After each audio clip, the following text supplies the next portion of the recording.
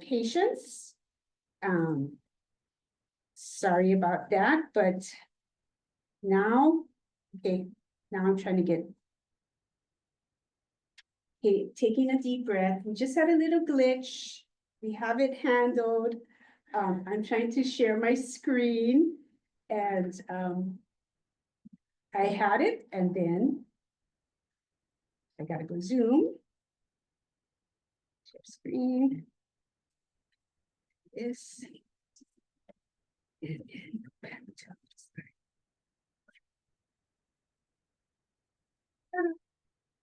okay, we are here. Okay. Thank you, everyone. Hang on now.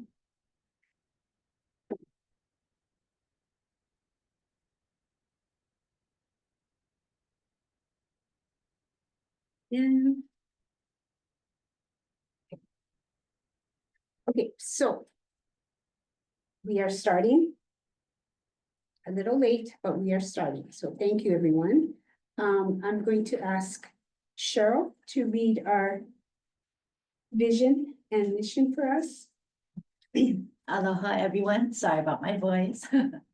The vision for the Early Learning Board.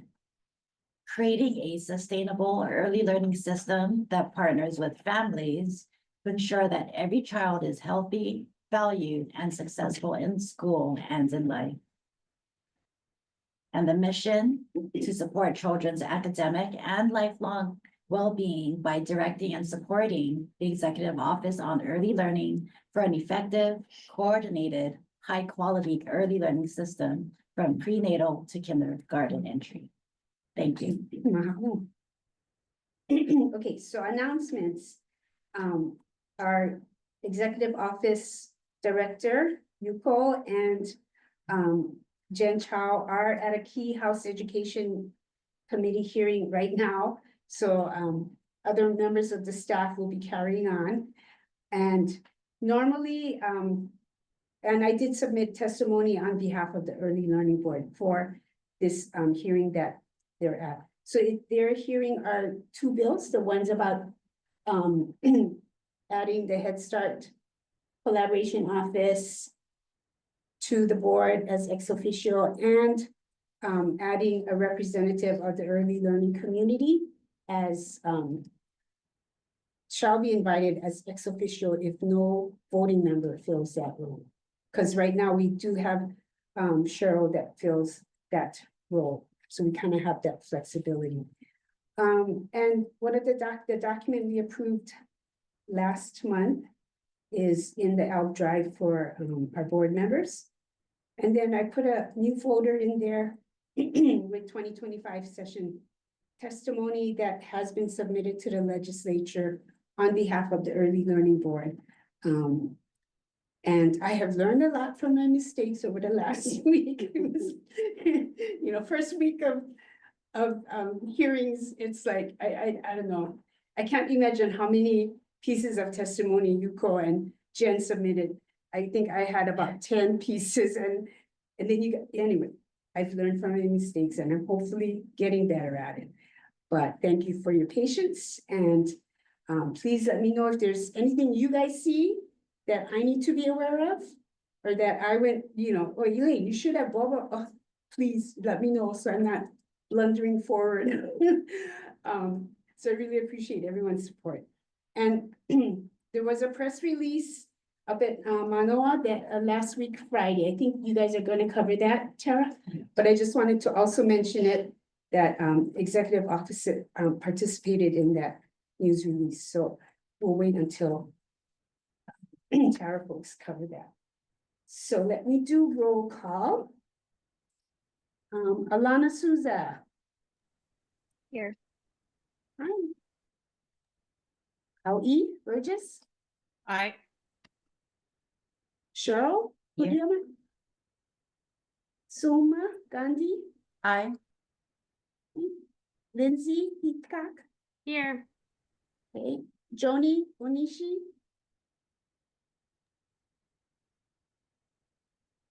Joni, are you here? Okay, if she comes in, someone let me know. Stephanie Shipton. Here. Hey, mahalo, and I'm here. Dana Luca for DHS. Here. Rochelle Mahoy for DOE.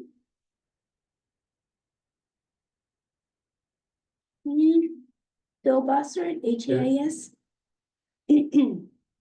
Napua Rocio, Kamehameha. Ayo, here. Mahalo. Stephen Schatz. UH. Here. Thank you. And Piconita for Matt. Here. Mahalo. Okay. Thank you, everyone. And we have minutes that were sent out. So, any comments, questions, corrections to the minutes? Anything in the chat?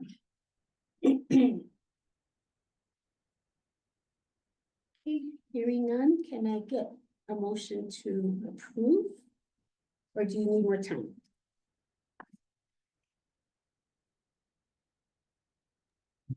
I'll move to approve. Chair, this is Kao E. Okay, how E moves to approve. Can we have a second? This is Alana. I'll second. Okay, Mahalo. Okay, moved and seconded. I will go down. Any questions? Other comments on the minutes? Last chance. Okay, so I will go down the roll. Alana. You're voting on the minutes approval. Aye. Kauai, Aye. Cheryl, Aye. Soma, Aye. Lindsay, Aye. Joni, did you come in? No? Stephanie? Aye. Hey, hello, the minutes have been approved as submitted. And you know what, that's, all the meetings that I presided over until now have been like, so many things to vote on, and this is the only thing we have to vote on today. Wow, we are progressing. Okay, so I will give it over to, I will stop sharing and give it over to Chair? Tal. Yes. Did you want to ask if the public had any comment? Oh, You asked thank- me to. Thank Okay. you. Thank you for reminding me. Any comments from the public about the minutes?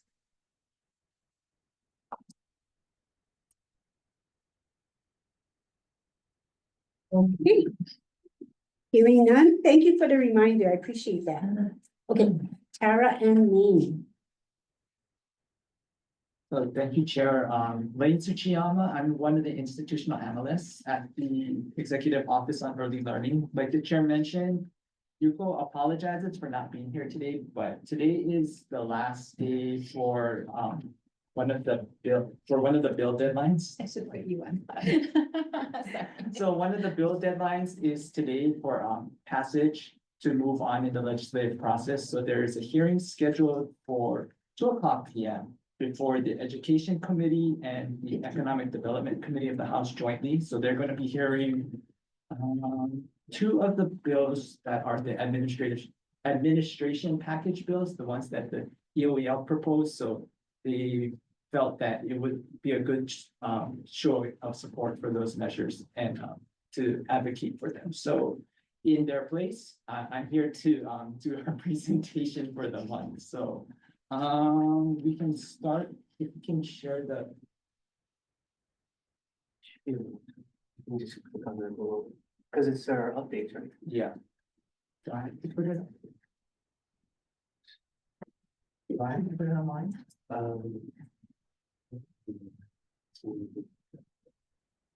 Oh. This is. This is. This is. So. Initials. Yeah, initials.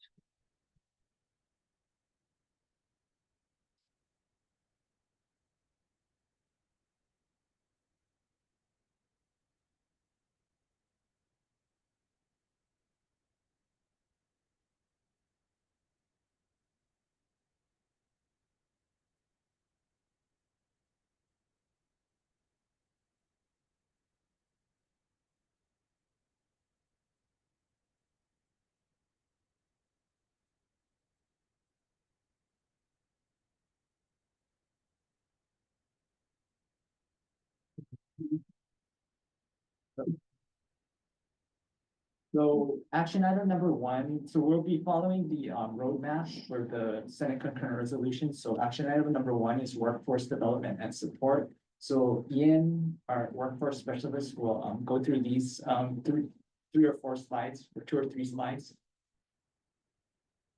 Okay, good afternoon, everyone. I'm Ian Okamoto, a workforce development specialist with ELB. This first slide is an interim update on our early childhood educator stipend program. You can see here a chart that goes over the number of program recipients. So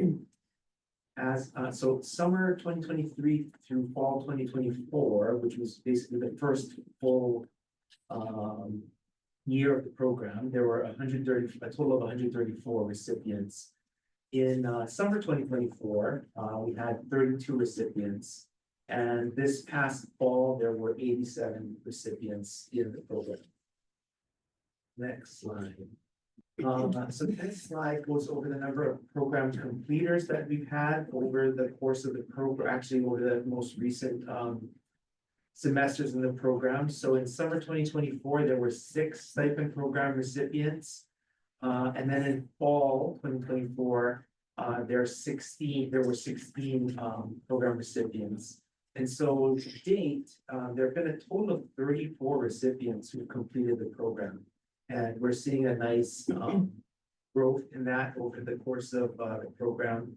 And we're also tracking their work in the field. And so it's 34 new early childhood educators who are out in the field.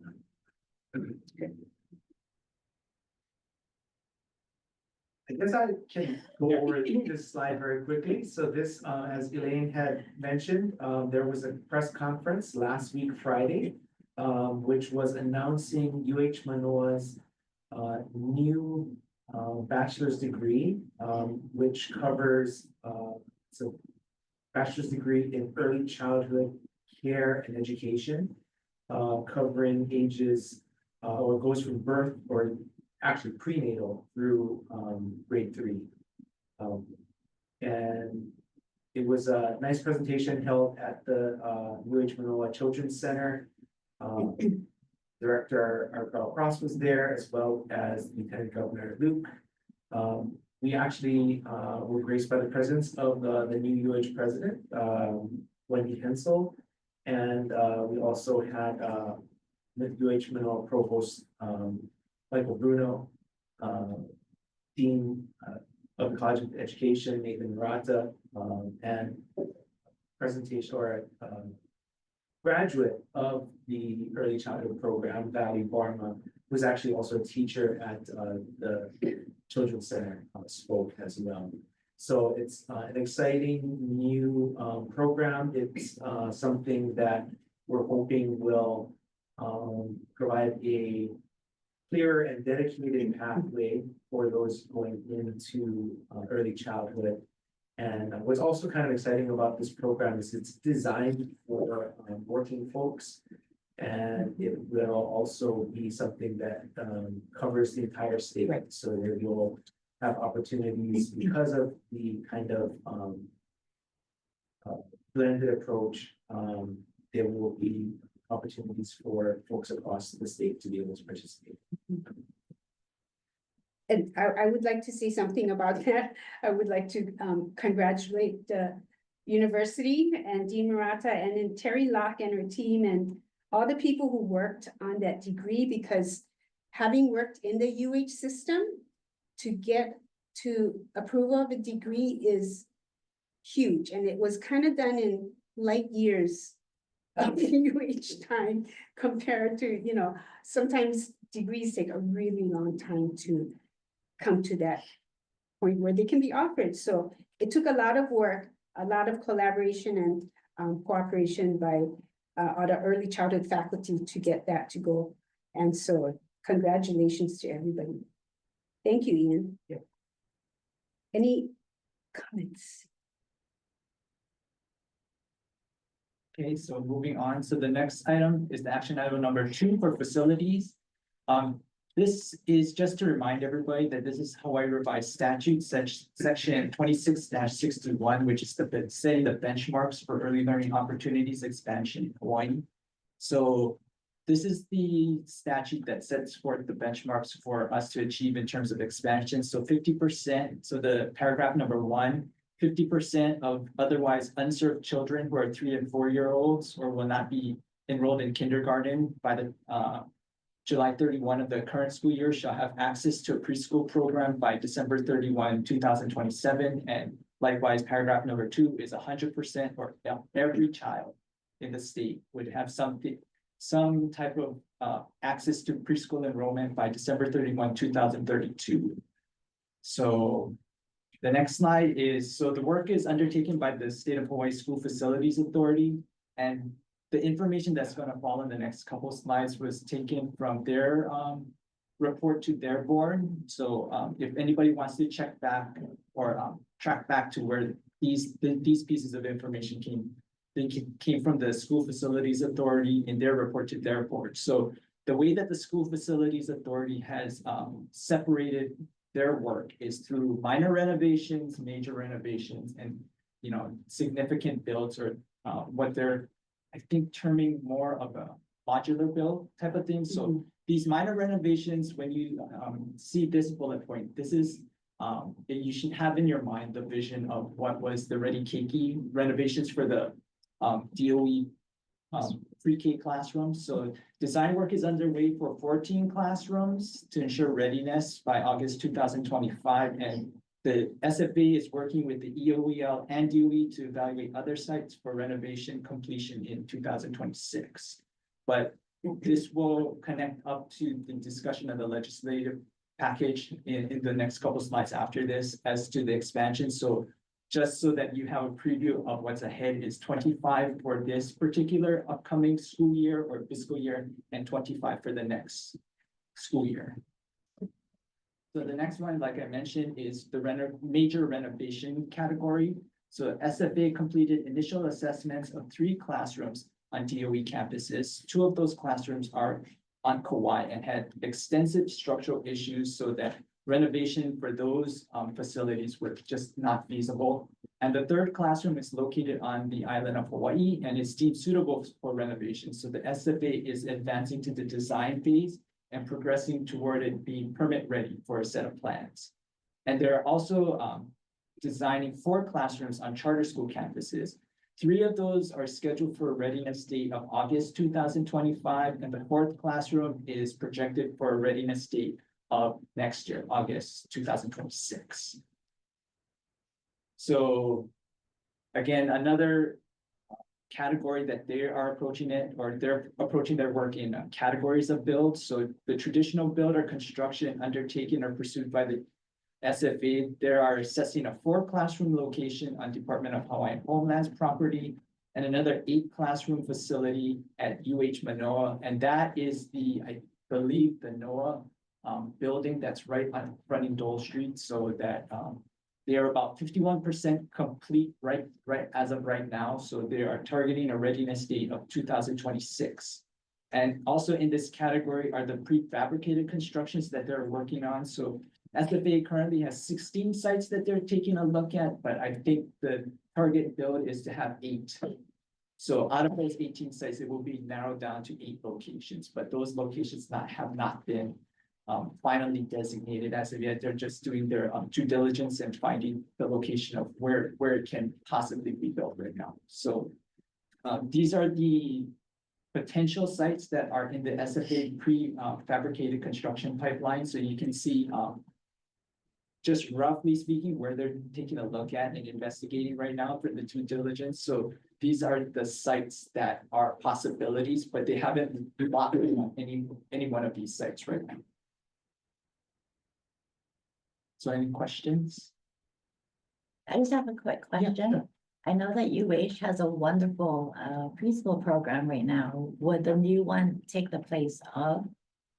So based on the understanding that we have as of right now, but we can get back to you Oh, for okay. confirmation, is that this new NOAA facility that they're building I think it's a graduate facility, so there's space available at the bottom of the building, and then above it will be like graduate housing, so. So this might be in addition. This is, I think at least the tentative plan at the time of the conception of the project was for UH Oh. Children's Center to move Gotcha. their facilities currently into that, and then possibly determine what to do with the existing space that they have now. Okay, thank you. So that's where it is at this point, but like the slide presentation said, they're just halfway through, so.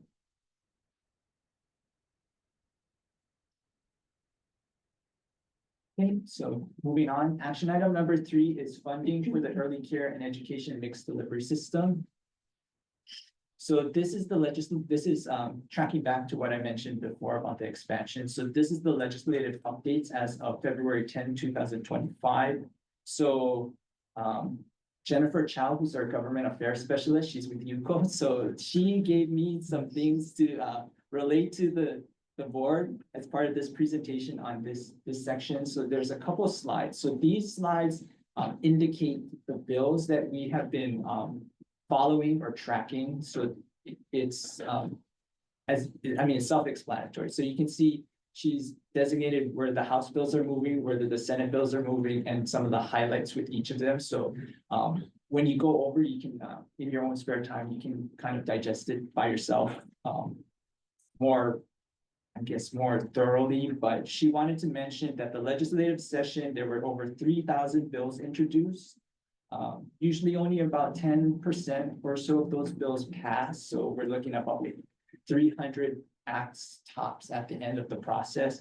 So many don't get scheduled for hearing at all. Some do get a hearing. The committee will decide to defer or hold action on those bills. So others will get stuck in various points along in the process along the way. So it's a long road ahead. So they're just at the beginning. Like I mentioned, today is one of the internal deadlines to manage the entirety of those 3,000 bills. So today is what they call the first lateral deadline, which is the date by which the bill has to be moved to the last committee in their referral process. So usually in the House, it can be anywhere from 2 to 3 referrals. In the Senate, it's usually 2 referrals at most. So by this date, it has to be in the last committee that's on the referral list. So you can, as you can imagine, in the House, when you have 2 or 3 referrals, it becomes more of a challenge because certain ones of them have to be heard in the last committee by today. So that's why Yuko and Jennifer had to be at the hearing today, because this is the last day to get those bills moved on and continuing in the process. So. And today's hearing was announced only on February 11th. Right. So, and this was made on February 10th. Yes. Yes, so as you can see, that was the challenge here. So she apologizes again, but listed on the slides are the EOEL priority bills that were scheduled for hearing. So as you, so for instance, the HB 1066, it has a question mark on this one, whether it's moving to the House. That's the one that's being heard like right now. Yeah, So today. so it would have a check mark, but like the chair was mentioning, the hearing was set up after the slides became, had to be finalized for presentation today. So as you can see, that's one of the challenges going forward. So this is not unusual, but it just so happened that the timing just worked this way for this. So as you can see in the slides, you will see whether measures are moving or not, or where they are in this process. So this year, the EOEL's highest priority bills are HB 429, which is the EOEL pre-K expansion bill. This is a majority caucus package bill, which duplicates the additional funding for the EOEL that's included in the state budget, but it's designed to be a separate measure that kind of tracks or is similar to and incorporates the same appropriations as the state budget. So it's in 2 places. So right now, this one has had a hearing, and the House Education Committee reported this out, which is the standard amendment. So now it's in the House Finance Committee awaiting further action as part of the legislative process. And we are grateful for the Lieutenant Governor and other Ready KP initiative partners and to the House Majority Caucus for supporting this EOEL pre-K expansion request. The other thing that that Jennifer wanted to mention is the executive budget bill this year is HB 300, in case you're wanting to track it independently on your own. So, and this, it is always a high priority for the EOEL, and the budget is set along a different set of deadlines, so it's not, because it is usually just a singular referral, it has until the referral or the deadline date that's just for each house, so that's further along in the process from today. So another high priority bill that we have on our tracking calendar is SB 423 and HB 1066, so 1066, and these are the ones that make changes to the composition of the early learning board so that we ensure that we meet the requirements of the Federal Head Start Act. So SB 423 was heard by the Senate Education Committee. They voted to pass it out with amendments that the EOB discussed at the January board meeting, and the House Education Committee is hearing HB 1066 in probably a little bit. So we are optimistic with both the House and the Senate bill will be continuing to move forward with the process. So like I mentioned, today is the date, which is going to be one of those whittling down points, so that after this, there will be fewer and fewer bills. So this is one of those days where we will find out what continues on in the process and what doesn't. So that you can see, so the other bills of interest at the bottom of the slide, HB 241 and the related bill SB 1609, which is the childcare classroom contracts. HB 549 and SB 426, the early learning apprenticeship grant program. HB 665 and SB 742, the data sharing and governance working group. And of course, like I mentioned, HB 300, which is the state executive budget bill. Oh, and if you're looking for where EOEL is in, it's EDN 700.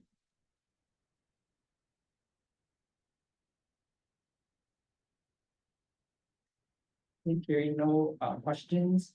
Action item number 4, addressing program quality improvement and maintenance. This slide is about the first early childhood personnel center and clearinghouse advisory meeting that's for this Friday or tomorrow to support a qualified and supported early childhood workforce through innovative recruitment and retention strategies, integrated training, and cross-sector collaboration.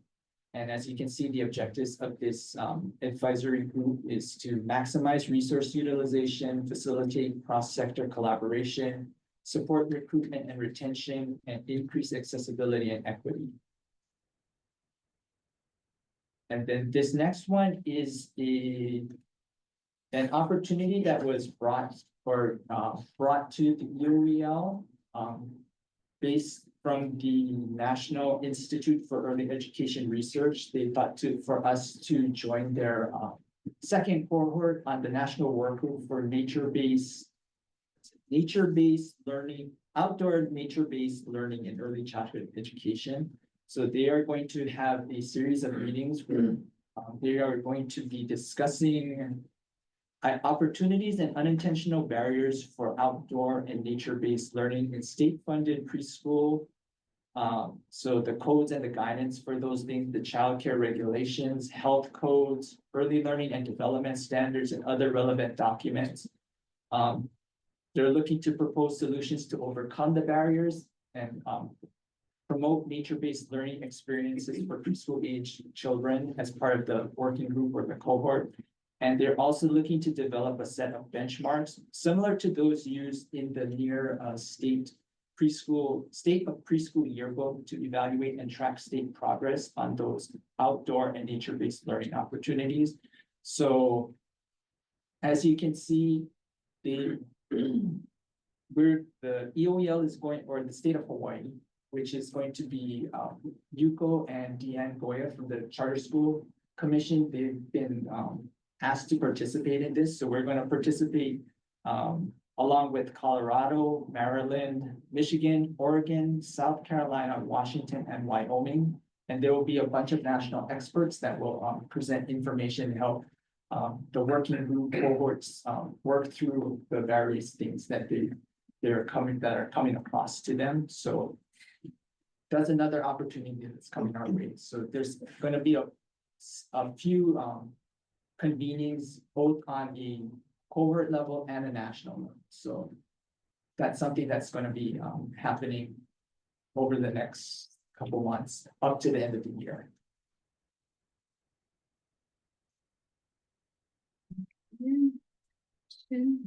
Question?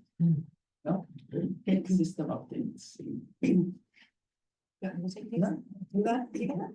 Oh, Okay. Dave, this is Stephanie.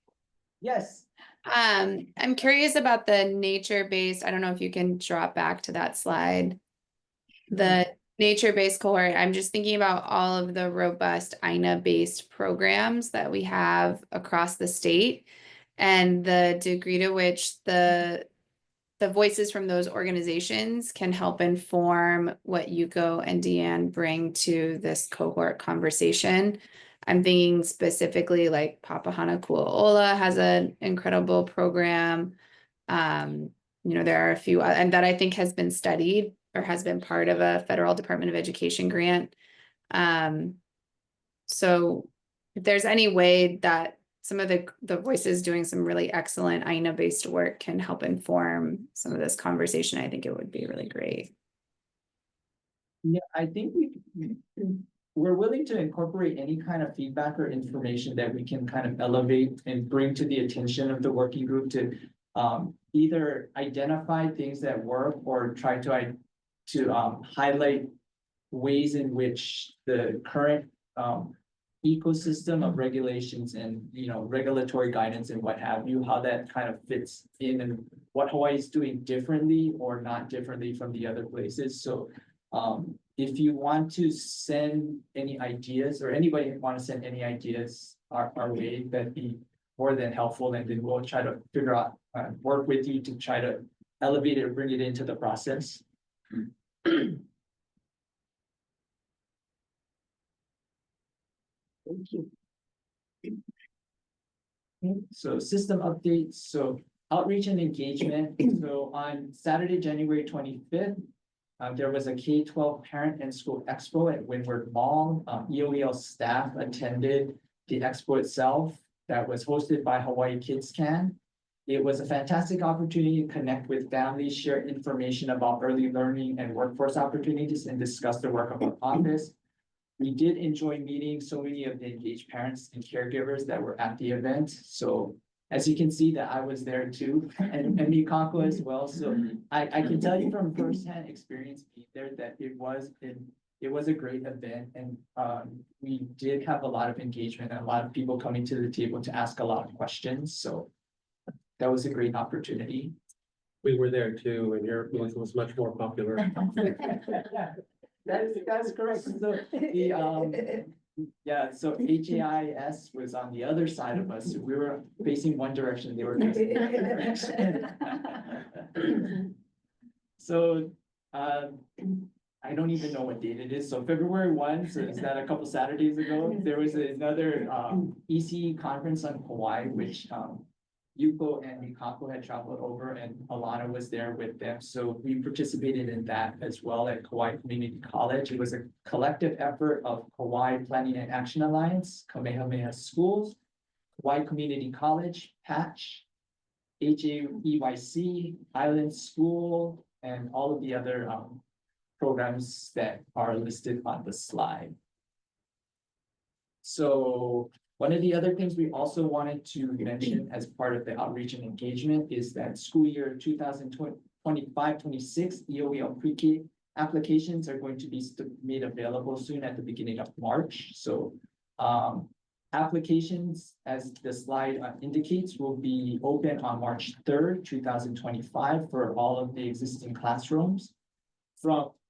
And so that everybody is, so this is a reminder to everybody that it proceeds on I don't want to say multi-track process, but there are several different chunks in which applications are reviewed. So March through July, EOEL will process and pass along to the schools the approved applications that come in on a first come, first served basis, looking at the priority categories. and the preferences for the, taking into account the homeschool geographic region where the student will be enrolled upon entering into kindergarten. After July 1, we will continue to process the applications that come in and pass them along to schools on a first come, first served basis beyond the priority categories and the homeschool geographic region. And this is to note that while paper applications will still be available, our team is encouraging, and emphasis on the word encouraging, people to submit through the online application portal. So the thought and the thinking is, as time goes on, that to make it more streamlined so that the schools get access to those applications faster in terms of passing them along to schools, that if it comes in through the online application, it becomes more of an automatic thing, or it becomes easier to transmit rather than sending the physical applications, which have to use the physical couriers cycle, which especially if we're on the neighbor islands, it will take a much longer time. Whereas if it's on the online platform, it becomes almost instantaneous. So we're working on that to encourage families to submit online as much as possible. But this is to let everybody know that the paper applications will still be available. So you have an option to do either or. Oh, yes. Yeah, so that everybody knows, we're working on making the applications available in multiple languages on the online site. So that's one of the advantages of doing it online as well. So the updates are still being made to our online site to enhance efficiencies in terms of moving and processing the applications. So we are constantly in work on that so that we are making it a more effective and efficient system. And now this is for the Head Start Collaboration Office. So Ephraim wanted to be here, our Head Start Collaboration Office Director, but he went with Yuko and Jennifer to the hearing because it is the Head Start, it is the Head Start bill. Yes. So he wanted to be available in case there were any questions. So I'm going to stand in for him too. So there was an infant and early childhood behavioral health plan, Big Tent event meeting. So that was last Wednesday, and the Head Start Collaboration Office had the privilege to participate in the planning and development of that event. So during the event, multiple organizations and state departments worked together in support of the IECBH state plan, with the goal of meeting the mental health needs of our youngest KPN families. So mahalo to Early Childhood Action Strategies for leading this event. And so this National Migrant Heads and Seasonal Head Start Association farm event, it is indicated that the date is February 20 to 22nd, 2025, but we have been informed, and he wanted me to make a note, that this particular event has been canceled and postponed to a later date because of the events in Washington, DC right now, so that there's a bit of uncertainty of when it will happen, but the hope is that it will be put back on schedule. It's just that they don't know when it is. So for the time being, it is now canceled and postponed to a date to be determined later on. So if you have any questions about any of this, again, you can email us and we will pass those questions along and get those answers back to you. So any questions? And I think that's it.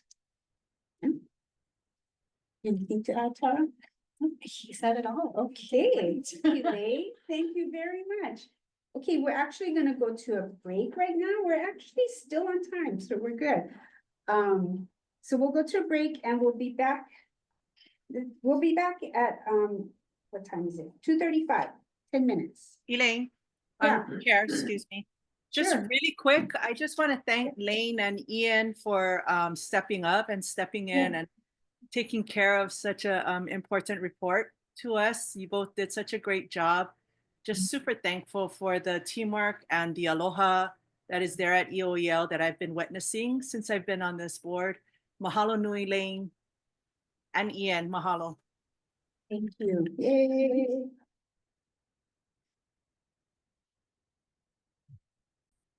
Welcome everybody back from the break. And I really want to thank the county coordinators for being here and for coming to share with us what they're doing. So let me stop sharing and give it over to all of you.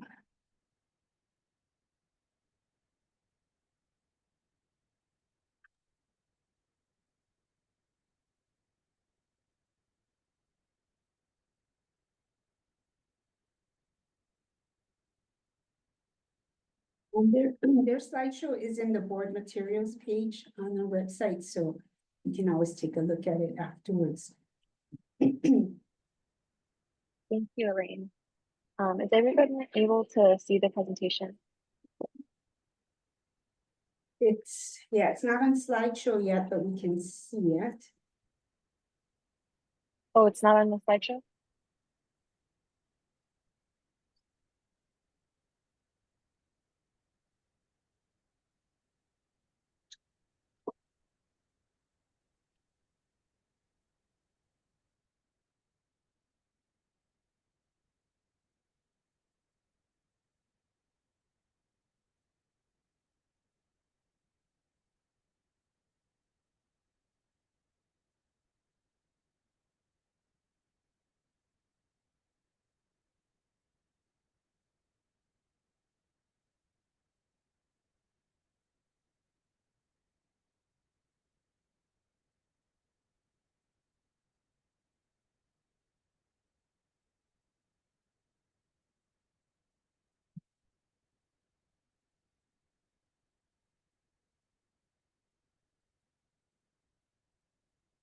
You know what, we can still see it, Alana. You Sorry. can go.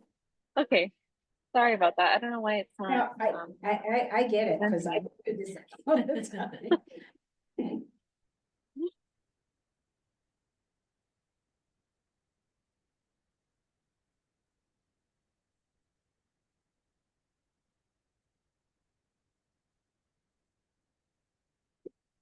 we see you. Try one more time. Sorry.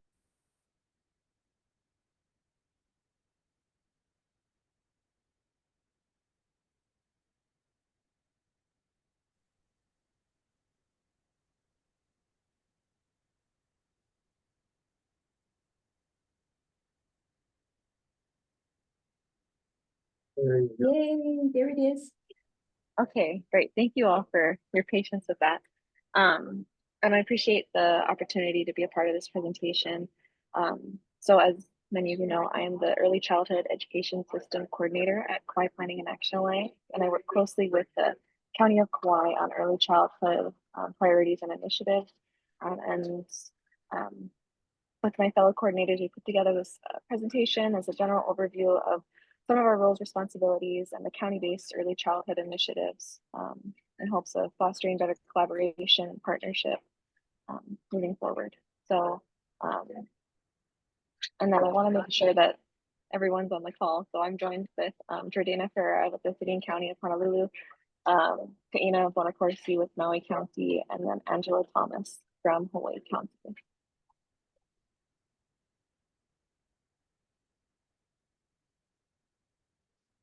So each of the counties has a coordinator in some capacity. By default, I'm with Kauai County with Kauai Planning and Action Alliance. The City and County of Honolulu, the Early Childhood Resource Coordinator and the Office Assistant sits in the Department of Community Services for administrative purposes only. These positions are funded through the city general funds. In Maui County, the Maui County Coordinator is a position with the Early Childhood Division, one of total of 7 divisions under the Department of Human Concerns. And in Hawaii County, the Hawaii County Coordinator and Early Childhood Associate sit in the Research and Development Office. These positions are funded through the Federal American Rescue Plan Act of 2021. And I'd like to hand it over to Jordana. Hi, can everyone hear me okay? Yes. Okay, thank you. Okay, so I'm just going to do a quick overview of differences between state and local government, just to do some context setting. So I think some of the most important things to note is that the Hawaii State Constitution does grant counties a home rule. So what that essentially means is counties are not extensions of the state. We are a separate entity and have our own authority.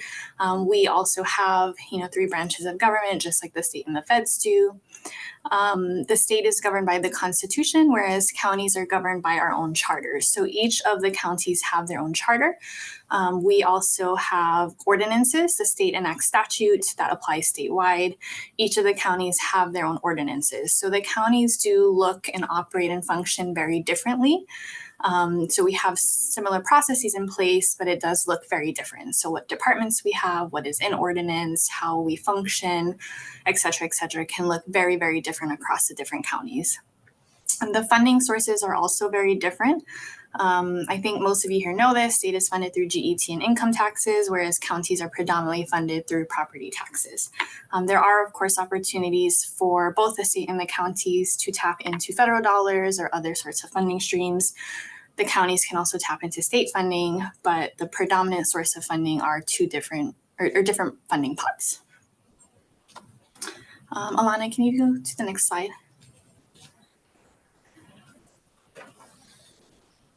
Okay, so I'm going to talk a little bit about the city and county of Honolulu as it relates to childcare and early learning initiatives.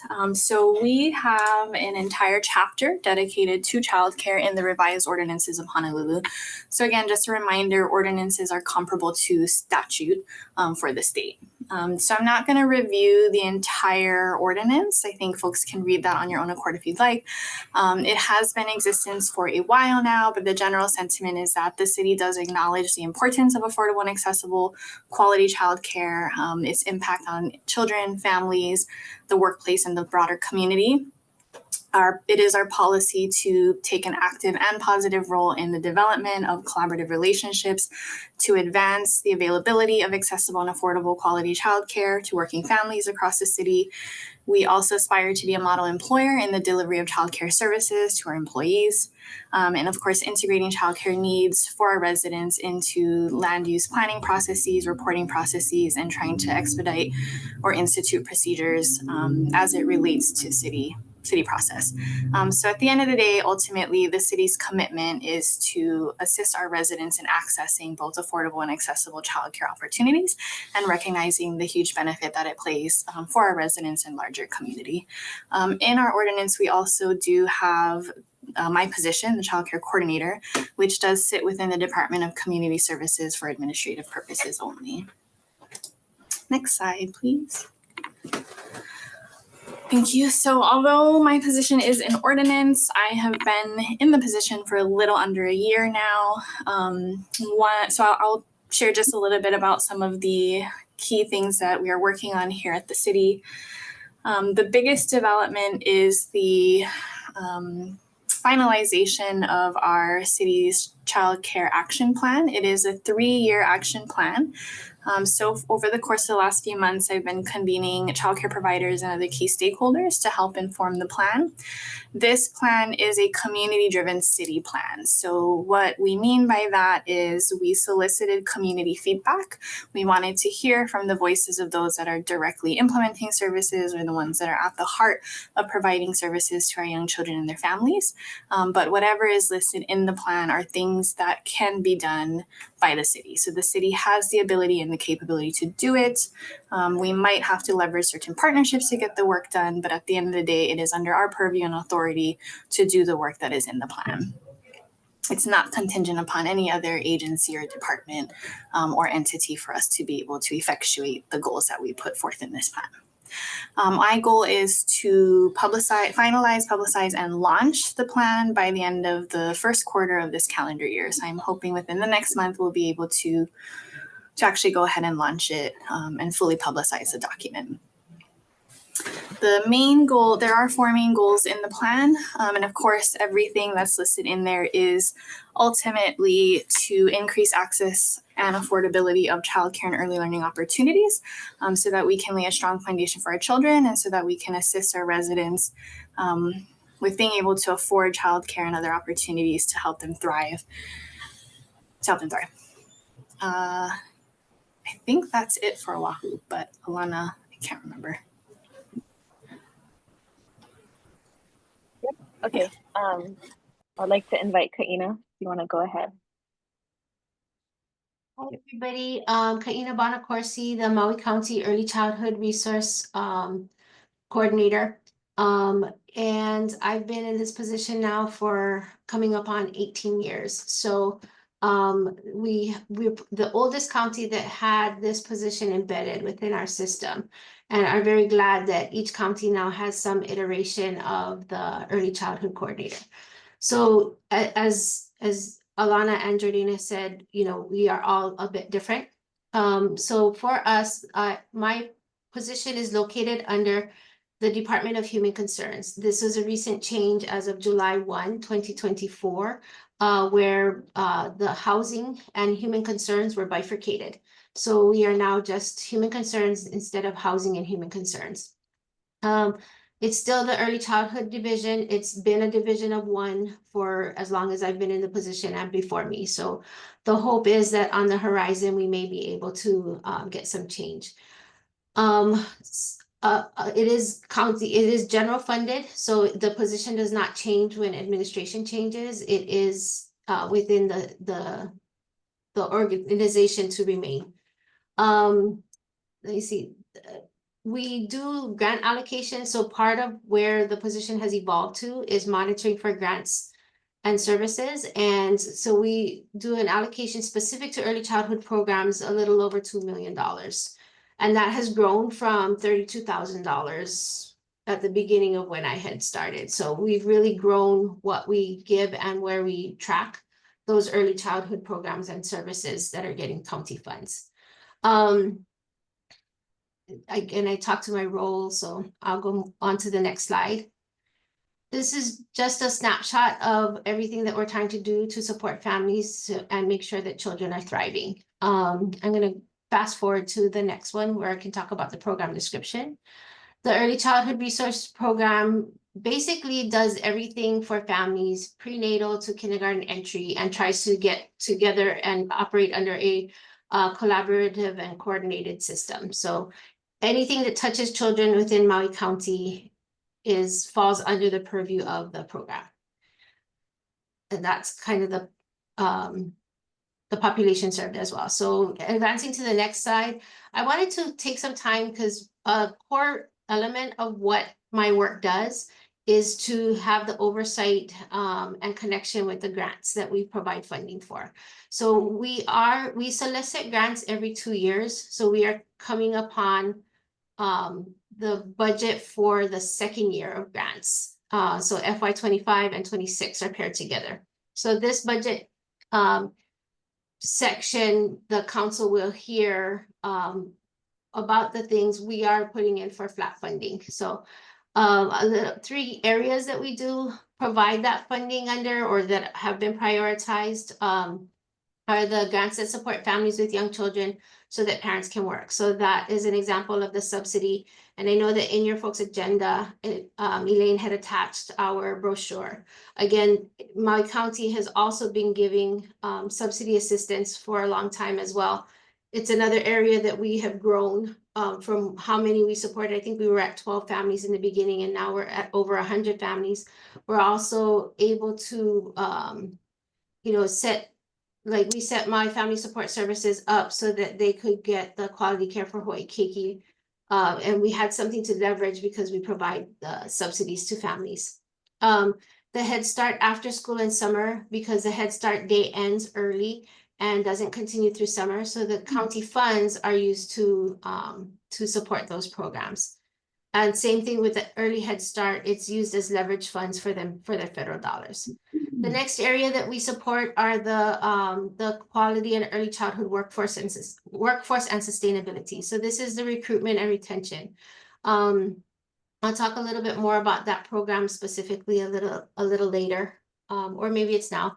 One of the things that we did was pilot the CDA program. So trying to reach out to the high schoolers to completely pay for their CDA and give them a mentor to work with, and also pay for their portfolio. Then give a stipend to the program that supports them to get their hours as well as the student themselves. We also have professional development scholarships that come under this program. And the programs that we start or try to use is like, they may get funded for DHS to do X amount of things. And then sometimes we would have the conversation and say, do we need any more? Do we need any more than that? To get what we want for the end result. So those are just examples of what we've done there. I'm gonna change to the next slide. We also have grants that support parent engagement and on-track child development. So those are, we support the PID 22ME program. Some of their funds was Native Hawaiian funds. So we supported 2 communities where they weren't quite meeting their enrollment, but they didn't have the Native Hawaiian on the wait list. So the county picked up and supports additional funds for those spaces. Imua Family Services, here we're unique in that we support 3 to 5 year olds that aren't quite eligible for DOE, but have exited out of the early intervention system or are identified in their 3 to 5 year olds. So they have some developmental delay, but not quite enough to warrant the special education in preschool. We support the Kind of Connection program, which supports fathers and fatherhood. And the requirement that we have is that they do it for all, but they have a specific cohort that is responsive to the county funding. In that regard, we say that we want them to have their curriculum include the child development. We want their curriculum to be targeting parents of prenatal to 5-year-olds within their family. And then we're also supporting the Family Hui peer-to-peer connections. Another priority area that we've identified is the early childhood literacy programs. And the goal that we have right now is to really saturate the community with early childhood books.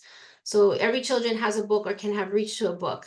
So we're trying just that saturation. And then later we will evolve into programs that may support children in a deeper level. So things like the LENA program or the dialogical reading and the phonological awareness, that'll come later in our strategic plan. For right now, what we want to do is just saturate our community with books everywhere. Let me see. Okay, that was, again, our 3 priorities. Next slide, sorry. Our 3 priorities are family supports, literacy, and workforce development. I started talking a little bit about the early literacy. You can go one more ahead about the early literacy programs. So this next slide just kind of shows you Reach Out and Read, which is a distribution of books from through the pediatricians. I stole that from Big Island. Thank you, Angela. Once upon a day, I had funds and Angela gifted us the idea, as well as she gifted us a start for our lending library. Our lending library is, what we've chosen to do is distribute books through our workforce. So our childcare providers, if they are licensed, they can borrow books on behalf of the families that they serve. It's unlimited. We've grown to deliver the books to them. We are trying to bump up the use of that. And then Imagination Library has been one of my favorites since 2012, and we had no funding. And then a couple of years ago, there was an opportunity for funding. So we are now trying to get and at least register 50% of our population. And we are slowly growing it to get there. Okay, next slide, please. So this just kind of gives you some information of where we're at with the registrations. Just to give you an idea, our population is about 9,200 for the county. On this one, Molokai, though not funded by the county, we know we can do this because they had the designation internationally of being the first and community to achieve over 100% of their population registered. So because they use population estimates and they were able to get every baby that was born enrolled in the program, they had that recognition about a year ago. So we have a lot to strive for and set forward for the for where we move on this. Okay, and then you can skip the next 3 slides, or you can just kind of go fast on the next 4 slides. Just kind of talks a little bit more about those programs, which I'm more than happy to explain or talk a little bit more about them. I started talking, go all the way down to the one that says EC workforce. There we go.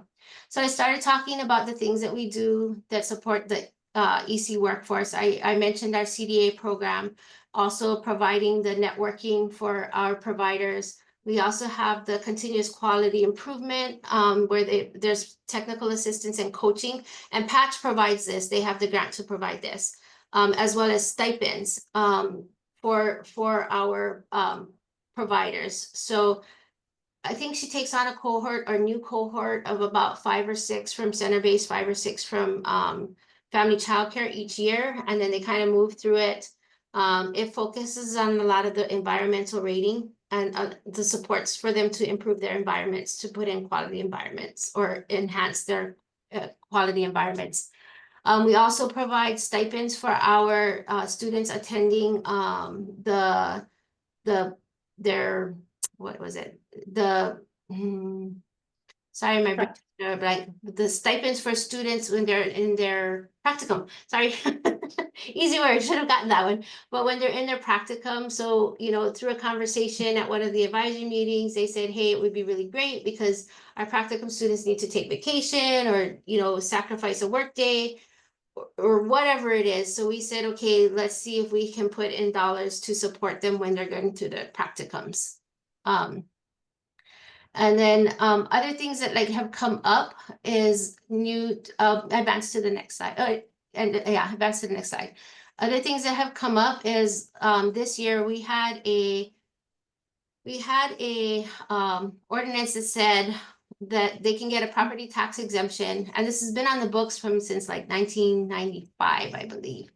They could get a property exemption for up to $50,000. Well, because early childhood became more relevant and the topic of conversation, especially after COVID and the wildfires, our council members and our mayor's office looked at it and said, hey, you know, that's really low, especially with the cost of living and cost of housing these days. So let's up it. So the first up went to 100,000, and then when it went to its final iteration, it got to a property exemption for 200,000. So these are the things that within the county we can do to support our childcare providers that they can access. And then, you know, there was when we first had providers call, nobody knew what this was. So our property tax division created a flyer for them, and then all we have to do is promote the access to it. And then the other thing that we kind of jumped in and, you know, worked a lot hard on for the last year since it was the response to the wildfires. So that also brought up a lot of things.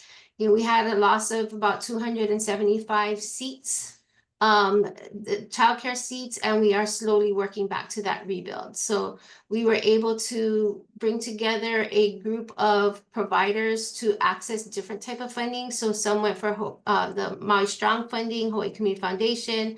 Some went for the Surge grants, which focuses on mental health, but we were able to bring everybody together to continue to talk. We have somebody in a position now that is specifically paying attention for the early childhood stuff that's recovering in Lahaina. And then we are also looking to Bezos Day One Academy is looking to start their first program in Hawaii in Lahaina area. So they will be opening in about October for about 40 Keiki 3 to 4 year olds. And then the next slide.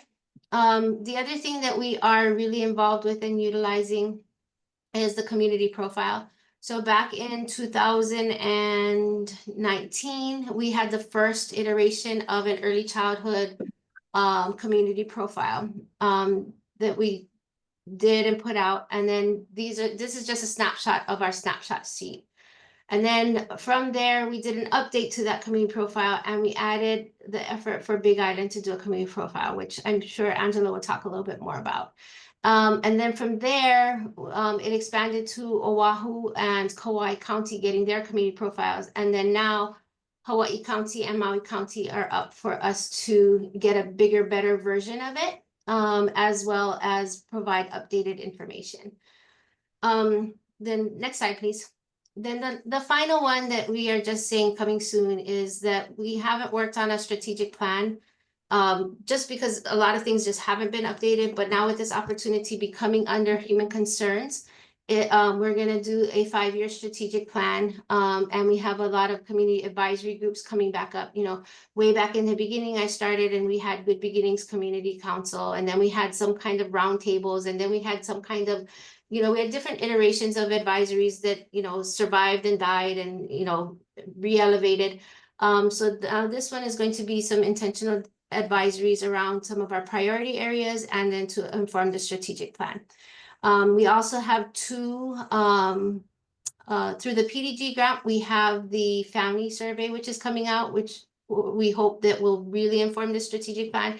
And we also have one coming out from Human Concerns that will ask about all of the divisions under Human Concerns and what the public thinks we should put money towards, and if, you know, early childhood elevates in that arena. And that's where I end, so I will turn it over to Angela. Hey, thank you. Can you hear me? Okay. So as Kaina mentioned, we were able to do a community profile, which looked at the state of being for children, families with young children. And that was published in June of 23. I started my position in April of 22, so it took almost a year to get it up and running. And I've been using it to inform a lot of different groups, including our elected officials, our council, as well as economic development, people in the chambers on the various parts of the island, because I really think people should know what's going on with families. So I've used this to structure the funding that we were given through the ARPA money. And I'll go back a minute and say that my position is funded by ARPA money, and so is my associate. And our positions are contracted, and we will be in our positions until the end of 26, which is the timeline also for the ARPA money. So we are working on a more stable position within the county. I think we have a very supportive mayor and certainly our director. So we'll see where we go with that in the next 2 years. Next slide. So the funding I put together basically is this triangular shape. And the larger bulk of the funding is towards the bottom. So I'm going to just run through each one of these sections for you. And that's kind of the way our plan is has evolved and is being implemented. So next slide, please. The first one is the capacity development. And that's basically funding that we are putting towards grants for new family childcare providers. So if someone wants to go into childcare, create a business in their home, we will help fund their startup once they go through the patch basic series and they're ready to be licensed. When they need their equipment or they need their yard fenced or something, we have funding to help support them. The grant was given, or the ARPA funding was given to Friends of the Future, and they have Chelsea Ching is there working with our patch on the Big Island, and she's the one that's in charge of this particular grant. She's got a couple of people already in the pipeline going towards this, and she's recruiting a few more to get started. One of the requirements, though, is that they take 2 children under 2, because we're really trying to build the infant toddler spaces on Hawaii Island. Okay, Alana, next slide, please. Then the PDG grant came up, and I put this in here because it's kind of where it fits in with our funding. We're going to be doing professional development training, obviously our conferences, but we're also opening it up to other people to come from neighbor islands, and also from, the Big Island is called the Big Island for a reason. And a lot of people have a hard time getting there on the Friday night. They miss the keynote and sort of the conceptual understanding of what the conference is about. And so we've got some funding to support them to be able to do that. We're doing public awareness campaigns. We're doing some family fairs. We're doing parent surveys. And then there's this collaboration around the island, which was part of the grant, which just helped us to support doing it better. Next slide, please. This is the infrastructure, the part that funds the 2 positions, our website, any of our costs of doing business, shall we say. The next one is workforce. Alana, thank you. So what we've done is a couple of things. We are providing scholarships for students who want to enroll in Chaminade. And primarily, we're interested in Chaminade because we have 6 Montessori influenced schools on this island, and they needed teachers trained specifically in Montessori. We are also providing scholarships for students who want to enroll at Hawaii Community College. And we've been doing that for quite a while. I think we have a couple of teachers who are just about to finish their master's degrees. We're also doing trainings and conferences. We have a training coming up April 5th around the KEA, the 4 domains of the KEA, that'll be in Waimea. And then our annual conference is planned for September again. And then we're part of the apprenticeship program that COCA has started. We're using ARPA funding to actually pay for the teachers to work in the preschool and then also pay for their classes while they're attending school. And they do that simultaneously. I don't know if everybody knows about the apprenticeship model, but we happen to be in a position that we could just go ahead and get it started. So we have a couple students in that already, and probably 4 more that are going to start by summer. Next slide. This was funding from ARPA that we used to make grants to existing childcare centers that would either increase their enrollment by, enclosing a lanai or expanding their outdoor space, or if they wanted to enroll infants and toddlers. So we have two schools in that program right now that were funded and are doing that. One is in Kona, one is in Hilo. So I kind of like that since it's a nice balance. The next one is our community work. So like, I was talking about the Reach Out and Read program. We started that shortly after I started in the county. We've done some pilot programs around summer programs before kindergarten for kids that didn't already go to preschool. Obviously, the literacy trainings, we're really into changing the scores on the KEA for the better. And then our Pahoa Reads project is one of the largest ones that we're working on. That's in the community of Pahoa, and we're trying to reach families with children from 0 to 5 to change their not only readiness for kindergarten, but their readiness for school in general, and to support the families in a number of different areas. So the bulk of our money is there. And ideally, if that program is successful and we have data, positive data to show for it, then we're more than happy for it to be a model for other people to emulate after. And that's pretty much it. The next slide. So that's the plan. You can see it back the way it is. And then I think I'm gonna turn this over to Kauai. Alana? All right, thank you, Angela. I'll just share briefly the County of Kauai priorities. So currently, the county is prioritizing building capacity for early childhood. So renovations are currently in process at the old PE Koi building, so old Big Save space for a county youth center. Mayor Kawakami is one of the Early Learning National Policy Fellows at the Hunt Institute, which includes 109 mayors and other elected officials nationwide.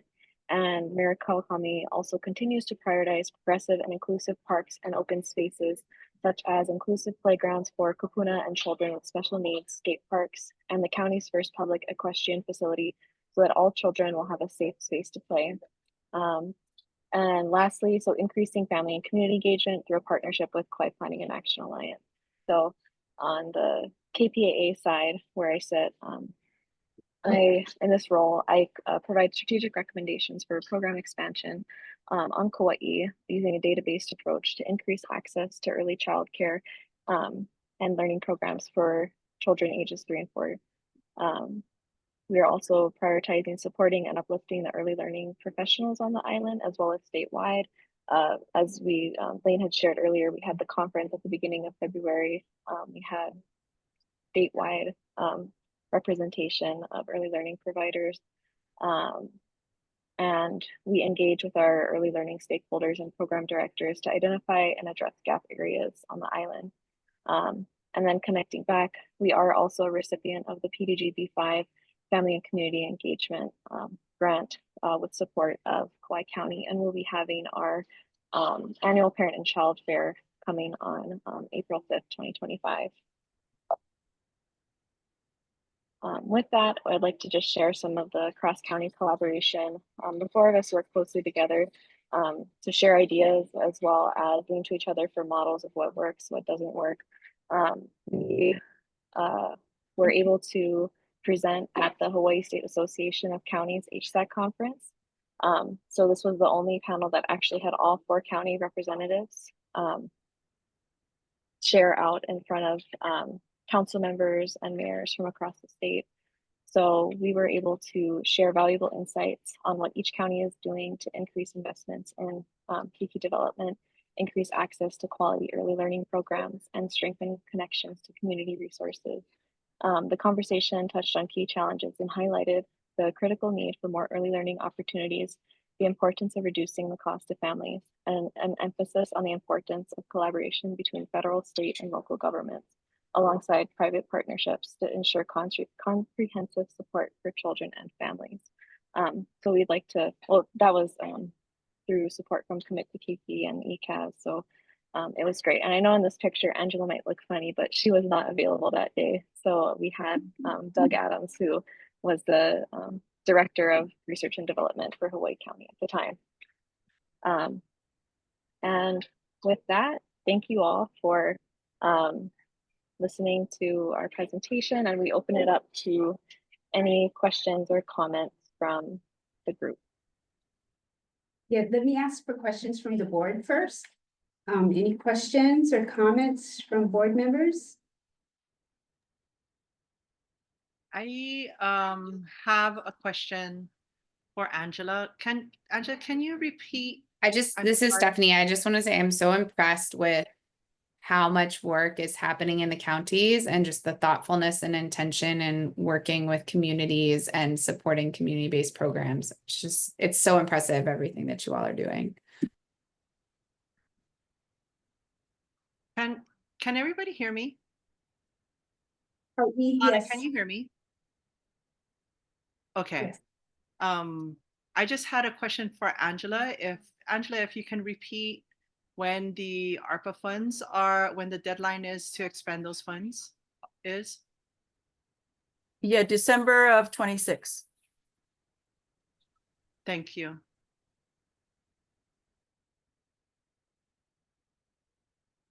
Yeah, I want to thank the coordinators for all the information, and I really appreciate the information on the county and state and the differences. So I think one thing I want all of us to think about, now this board does have county representatives. So how, and so we're figuring this out as we go along. So I would like each of us to think about and how we can support the counties that we live in. And for the county coordinators to think about how can the early learning board support the work or coordinate, or what can be done to make sure that we continue this information sharing and we know what's happening around the state. There is a lot, so thank you, and let's keep thinking and figuring out how this works. Any other comments from board members? I guess one thing I wanted to discuss with EOEL's communications director, Tara, was about coordinating communications, just especially as it relates to the preschool open doors funding that needs to be expended, and the kokua that we can all provide to get that message out through counties, through our social media social media platforms, and just coordinating communication for that. Not sure if that's something that the county coordinators would be able to decide if their counties can kokua with that information, getting that information out, but would love to have that conversation more. Just in a response to that, we do have ongoing conversations about that. So we are paying attention to, some of the things that the state are doing and how to get it out. And we also stay in tight communication with Patch and our local Patch offices. So to make sure that we're coordinating efforts or leveraging efforts.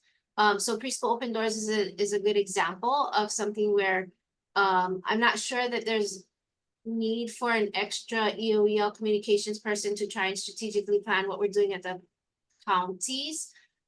Because we are having those ongoing conversations and discussions, you know, for things that are happening at the state that are relevant to us across the board. So, you know, we'll meet and we'll say, okay, is this happening PDG? Is this happening for all four of us? And it's happening different. So, you know, and then POD, it's like, we know we need to get this out for everybody and how we're doing it. We're also trying to watch, like for our county, what we're informing DHS and Patch is, you know, what are the numbers and why are they? You know, how do we have so many?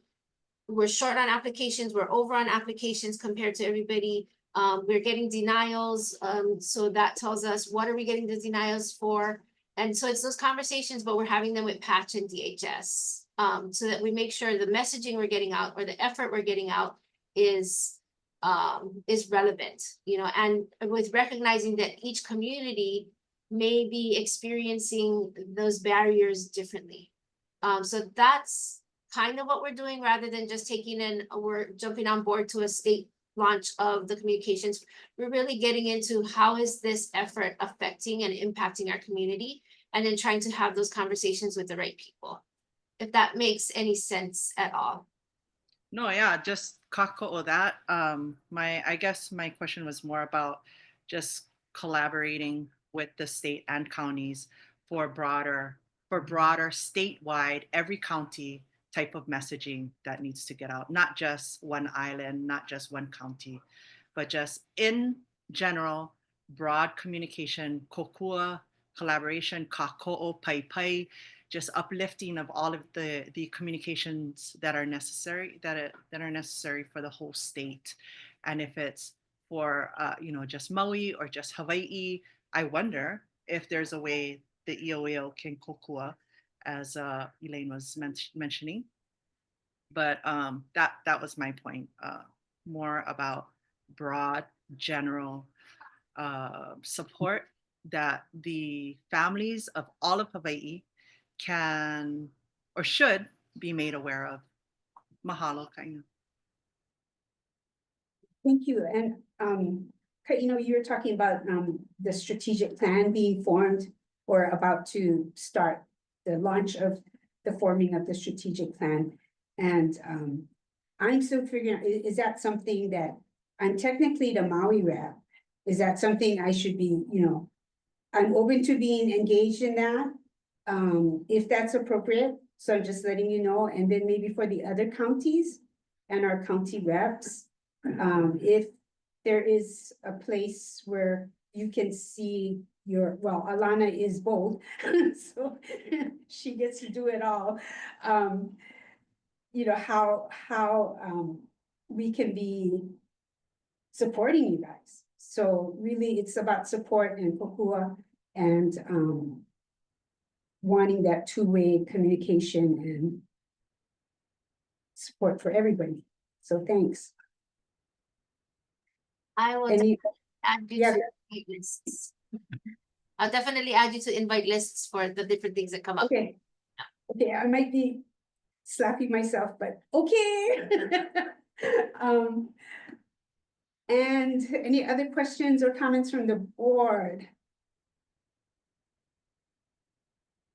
Any comments or questions from the public, which are limited to 2 minutes?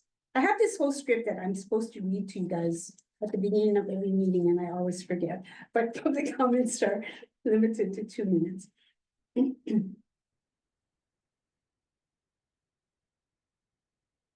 Okay, not seeing anything. Not seeing anyone here. Okay. Mahalo, you guys. I really, really appreciate the information and the coordination. Elaine, one just last closing. I know Sure. Angela and I both talked about those community profiles, but Yeah. the board to inform themselves about some of the data, some of the realities for each of the communities it's really a nice, it lives on the ECAS website, but it really is a nice thing, even though Hawaii Island and Maui are updated, really is a nice thing for you folks to visit. You know, we're also gonna develop snapshot sheets. But it's a nice way to see, hey, what is going on, what might be affecting my community, and it might not be County Kuleana, it might be a statewide Kuleana, but it's great from you finding the information with your specific represented geographic community. So just another call out to pay attention to those. And they take documents like this, Kaina gave me, so I have them, I'm like, this is a good resource, I mean, it's really excellent resource. It's not like I go, okay, I can read them in the bathroom, oh no. I will use it as a resource. But yeah, it has really incredible information. I think snapshots would be really helpful, but it is good information for you guys, for all of us to have, so. Because we have at-large members who live in different counties. Soma is in Hawaii County too, so, yeah. Thank you very much for all that work and coordination. Any other comments? No? Okay, we'll go on to the next item. Hey, we're moving along. Okay, let me see. I'm gonna see if I can get back to my. Okay, and then go back to. Let's see, does this? Okay.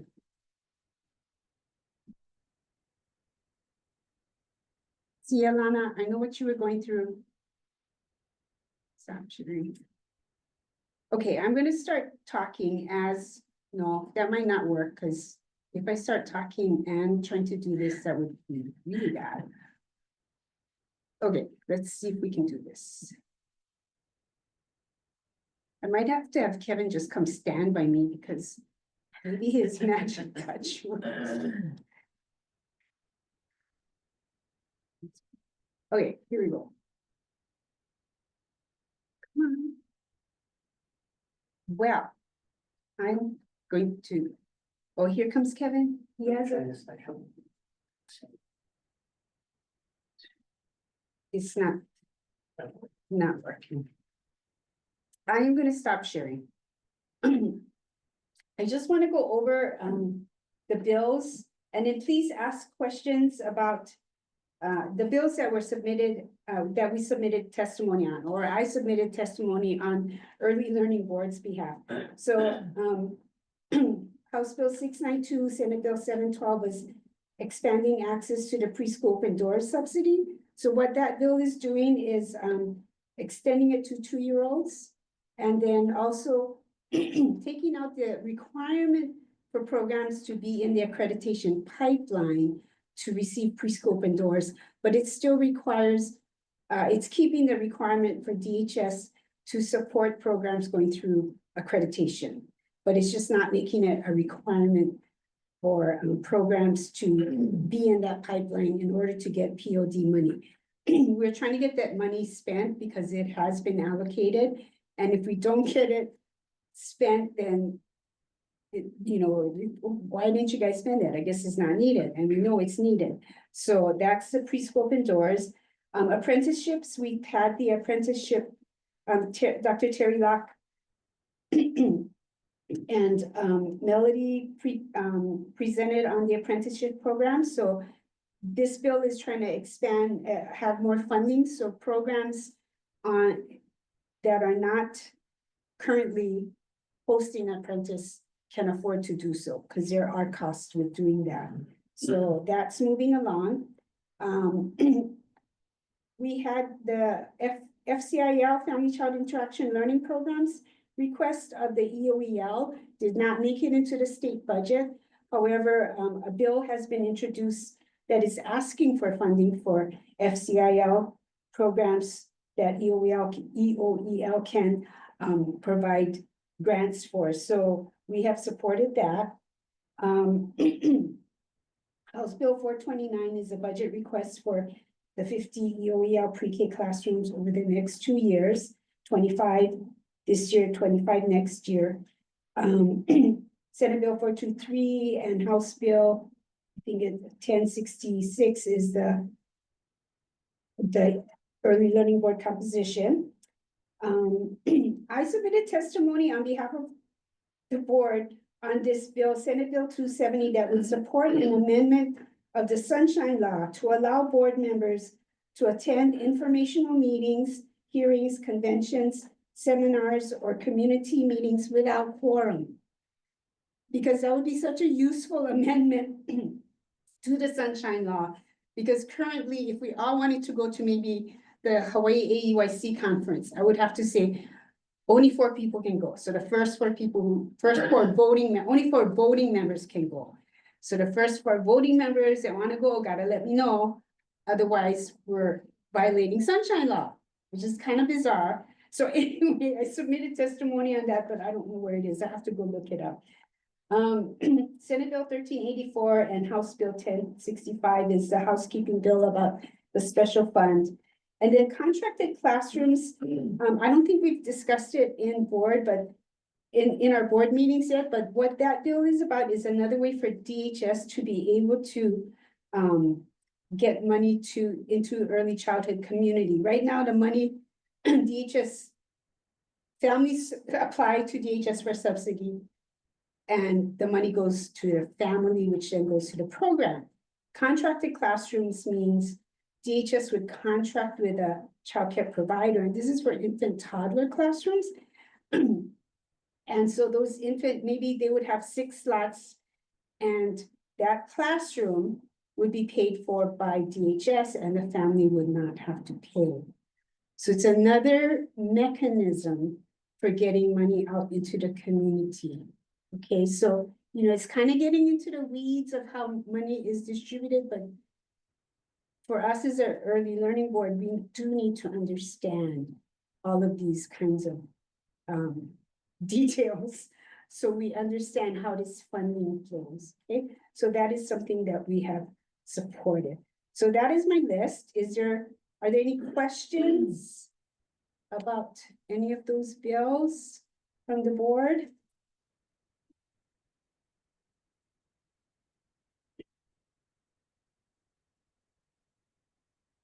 Any questions from the public?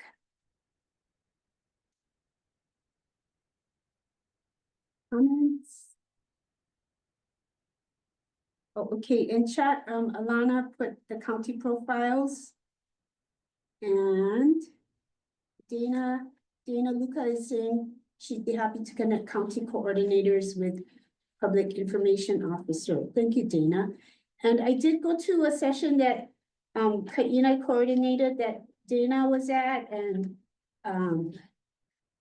early intervention. There were a whole bunch of people there, and they presented a lot of information to the providers that were there. So we really want to thank all the entities that were at that gathering for all the information they provided, which included all the stuff that you saw in Kaina's presentation, as well as things that are happening on the state level with state funding.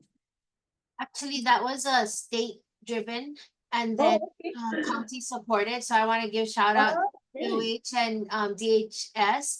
And because it was successful, the feedback we had, there's recent conversation about trying to expand that to the other counties. So ELB members coming soon to your area, you might want to look for that heads up. But yeah. Shout out to the idea from them starting, and then we supported. It's really well worth it.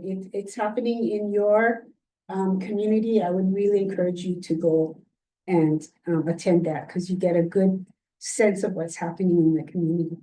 One of the directors at the session that I attended said she had 2 POD, I think she said she had 2 POD families, and then she really helped families apply, and she went up to 8 families that were receiving PODs. So that was really great. Okay, so I'm gonna try this one more time and see if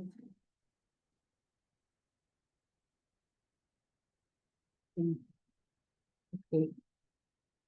It's not happening. Okay, maybe if you stand there, your magic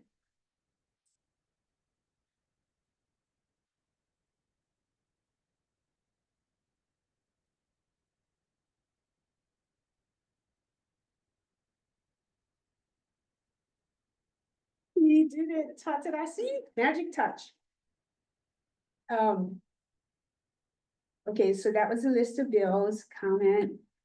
Okay, so the mixed delivery system, we're still on this journey on, understanding it. So we're looking, last time we kind of looked at what is that definition of mixed delivery system, and well, today we can look at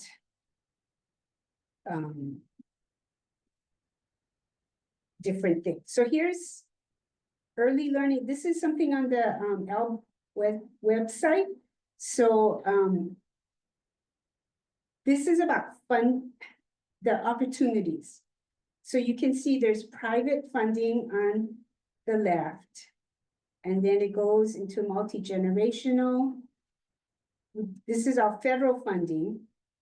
So, you know, with things that are happening in DC, there's a lot of uncertainty about what kind of federal funding is going to continue or be impacted. And so we just all have to keep an eye on what's happening. So currently, we have multi-generational programs that include home visiting, DoD childcare options, Department of Defense. We have Early Head Start and Head Start. We have early intervention services in DOH. We have DOE special education. So yeah, Keiko and I are trying to figure out if DOE special ed was only federal or federal and state, but it might be only federal, yeah. Hawaii DOE migrant education, Hawaii DOE Title I funded. And then state funding, we have charter schools, EOEL, early learning contracts, and EOEL public pre-K programs. Okay, so that's kind of a picture of the opportunities for funding. Okay, now where am I? I gotta go back. Oh, I did go back. Okay. And then let me see. Oh yeah, so Kaina's office every year has put out these nice brochures, and she said it's going to be updated in March. But I think it gives you guys a really good picture of the different subsidies that are available to families. Okay, so there's Open Doors, Kamehameha Schools has Pa'ahi Keiki Scholars. And Maui Family Support Services, they have a federal grant that serves Hawaiian keiki. So they call it Quality Care for Hawaiian Keiki. And we have the state childcare subsidy program that was formerly Childcare Connection Hawaii. So this is under Department of Human Services. And then the Maui County Childcare Subsidy Program that Kaina talked about, they really aim for the GAP group. GAP group means the families that make a little too much to qualify for Head Start or Preschool Open Doors. And so, you know, so that's what that program has been supporting. And Kaina, how much does Maui County put into the childcare subsidy program now? I think we are a little over $400,000 on that subsidies. This year, though, we had a transition year because Melanie was in that program for a long time, retired. So it made the most sense for that program to live with the Quality Care for Hawaii Keiki program under My Family Support Services. So yeah, and with that is coming some alignment with how they're doing subsidies as a whole.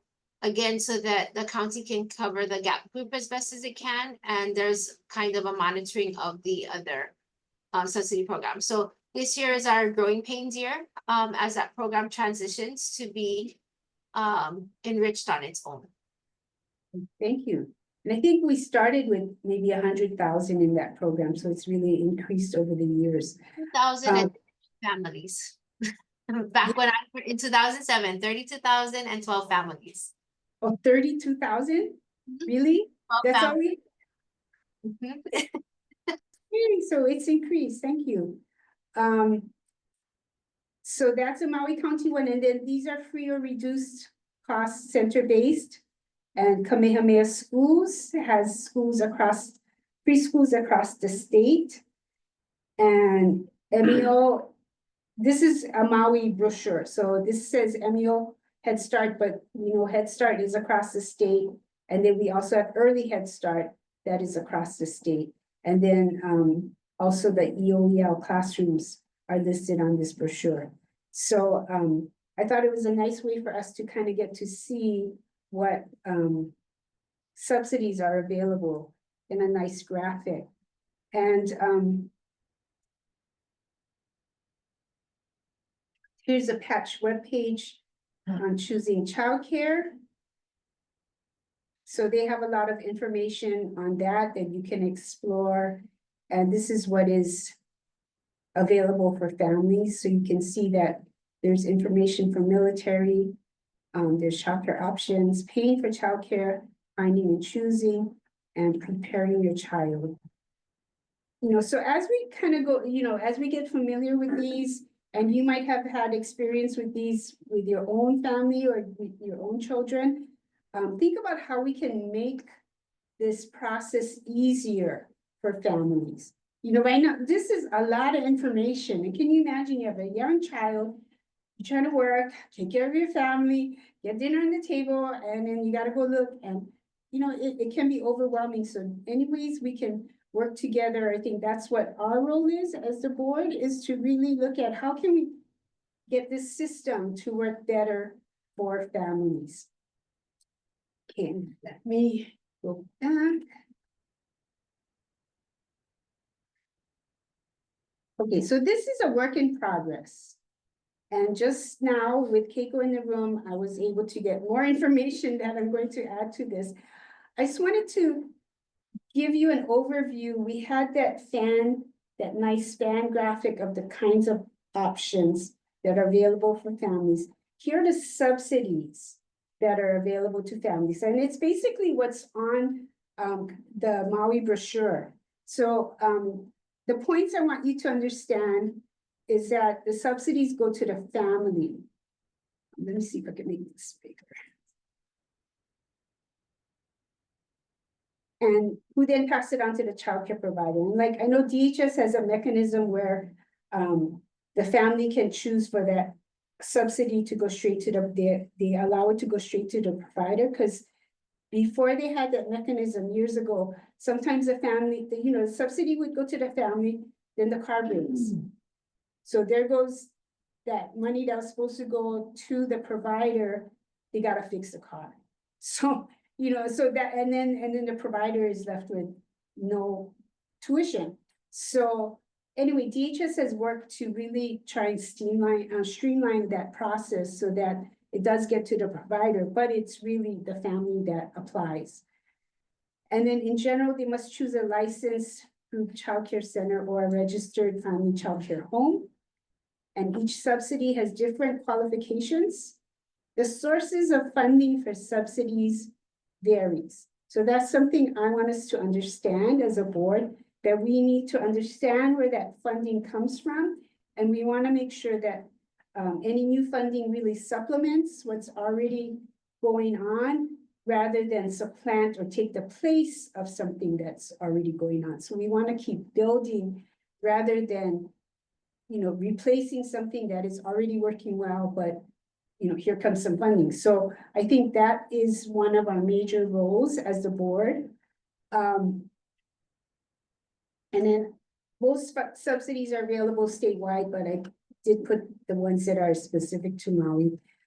And why we needed to know the funding sources. So here's the name of the subsidy. So that's state childcare subsidy, the qualifications. So this one is for under 13 or 13 to 17 with special needs. And the parents or guardians must be employed. And I tried to do this list with the income requirements going up. Okay, so state childcare subsidy has the lowest income, well, the lower than that would be early Head Start and Head Start. But as far as subsidies, to families, this would be the one that has the lowest, income qualification. And it is actual federal funds administered by DHS. And Dana, if I'm getting any of this information inaccurate, please just chime in and correct, okay? And then we have the Maui Family Support Services. And this is what Kaina was just saying, the Maui County subsidy will be kind of merging with. Is that correct, Kaina? That's what you said, yeah? Are not necessarily merging, but they are housed under the same. So I guess, yeah, there is some merger. The common application screening, so that families are eligible for more things, but they just have to go to one area to figure that out. Oh, that's, see, making it simpler. Thank you.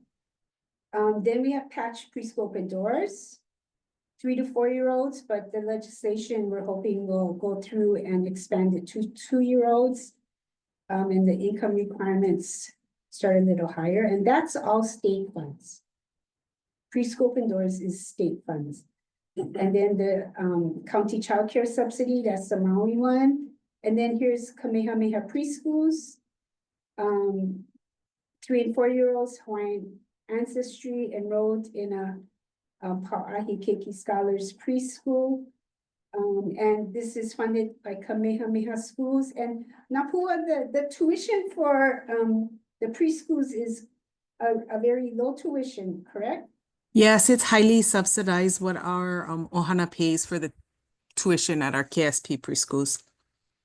Okay, anything else you want to share about the preschools? Are you expanding? No expansion in sight.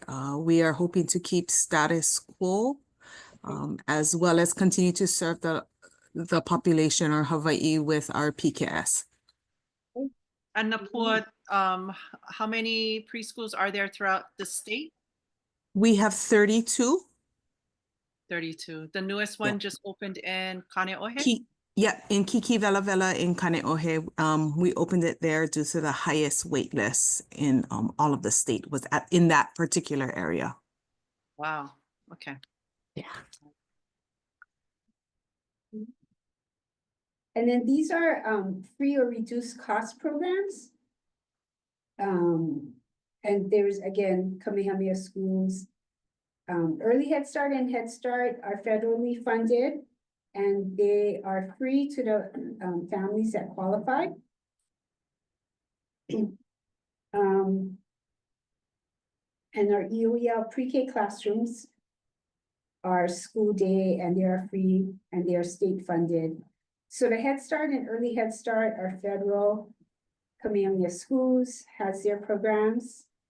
And then we have the charter school preschools, which are funded by the state, and they're free to the children that go into those preschools.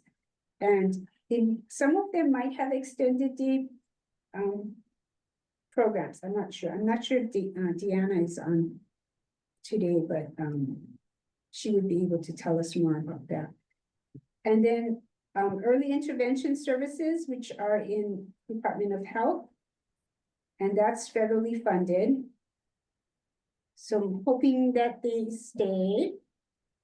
Home visiting programs, Department of Health again has a variety of home visiting programs. And the information that Keiko added to this line was, well, actually early intervention is federal and state funding. So I'll change that. And then the home visiting programs is for families with children up to age 5. And then we realized that we should put in here the preschool special ed, another line for preschool special ed programs. The IDEA Part B, 619 classrooms for 3 to 5 year olds. So these are children that are, they fill, not fill, but they qualify for special education because they meet those special education markers, right? And does that change every year or it's pretty constant?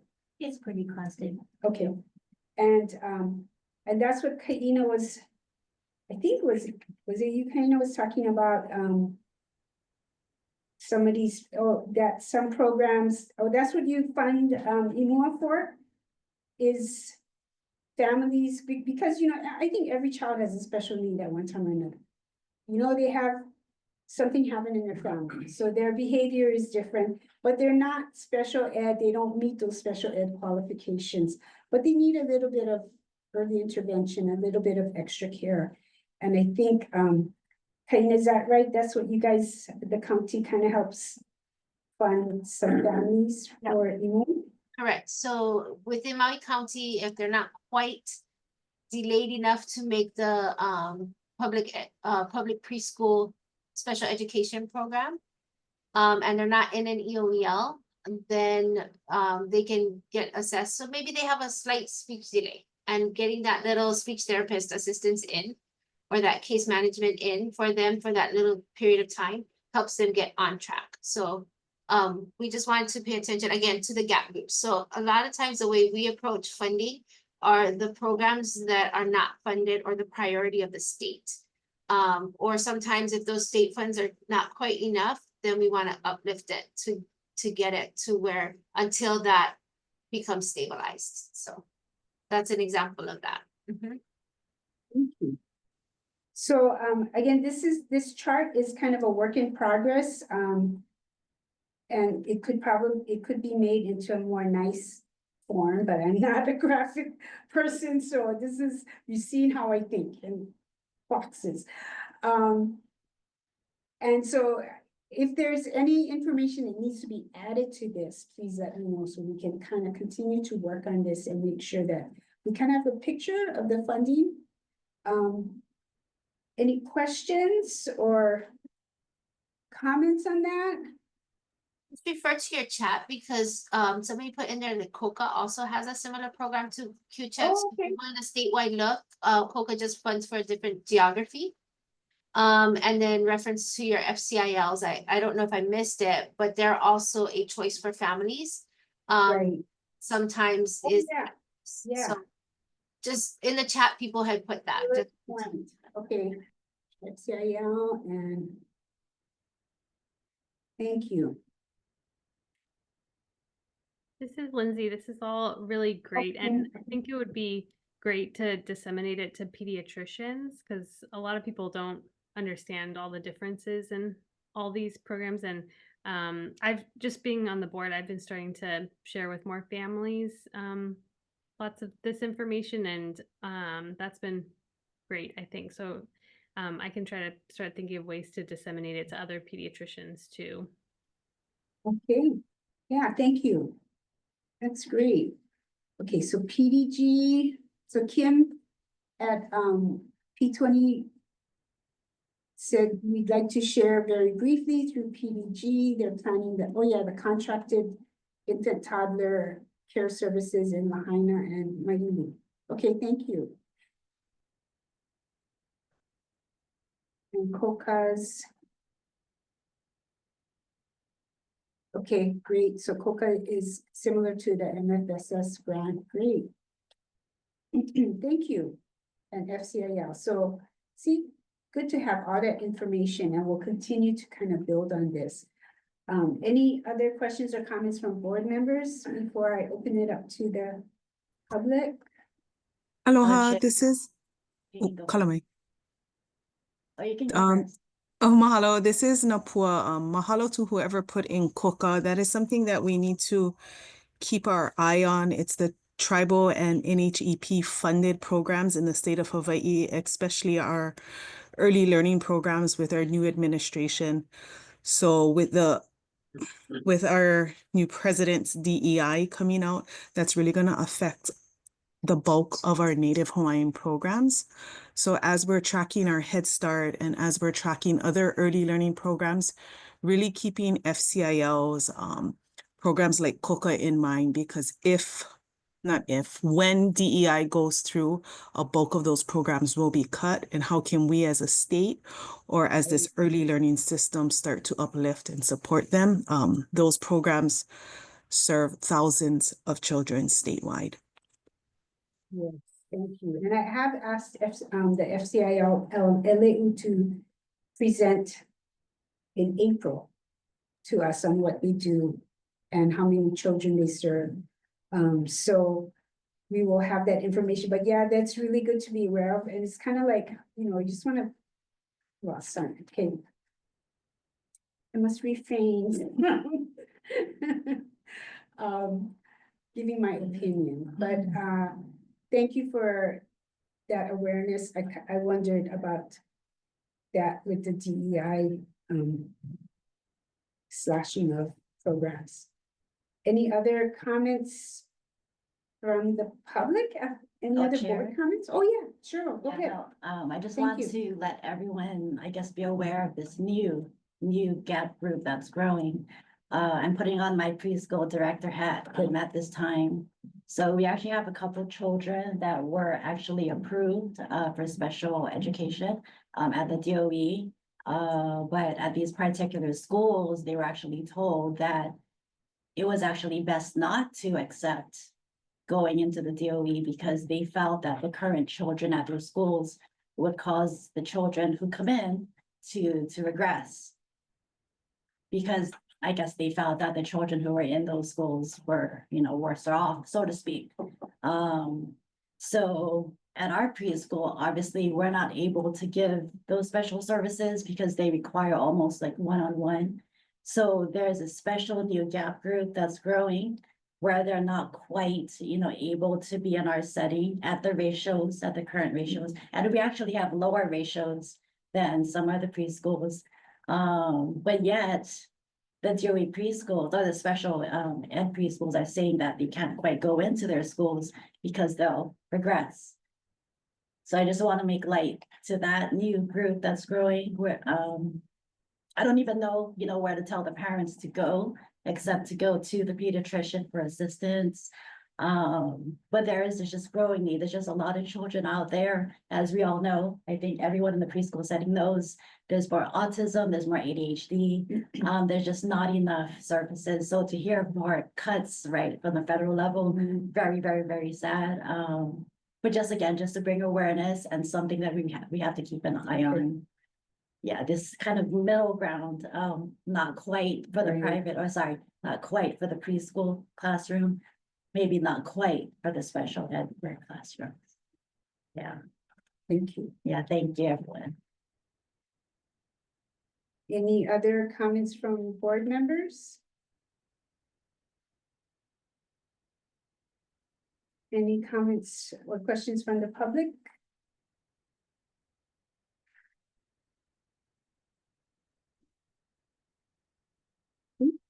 Faina has her hand up. I have Go one. ahead. So I'm all about stealing ideas when I hear a really good one. And I heard a really good one from the, that's an opportunity. So from the Office of Wellness and Recovery. So sorry, Tia, if this gets back to you, but what I understand that the governor is doing with the federal things and some of those positions, and it's, I think, almost 1,500 full-time or fully funded and up to 3,000 partly funded, but they are planning to do a drive on workforce to say, oh, if your federal job is not going to be there anymore, our state has plenty openings. So I just wanted to encourage us to look at that from the early childhood side, if there's any opportunity to engage in those conversations, to say, oh, if those positions are not available, we have career changes that may be in mind, or something that, because our capacity is slim like the rest of the world. So, you know, perhaps this federal opportunity where one door closes, another one may open in the world of early childhood. So let's keep our ear to the ground. And then what I encourage that conversation to go is not just let that happen at the state level, but let's see where it needs to be at the county level. You know, and are there positions within the county or our private providers that could welcome those folks who may be in limbo with the federal government to embark on a new journey. And prioritize either the state or the early childhood one. So all your DHS, DOH open positions, let's keep our ears open, because we may be able to offer opportunity, given the unsteady stuff. So just putting it out there. A positive spin on it. Okay, mahalo. Any other comments from the public? Okay, not hearing anything. Let me see if I can get back to.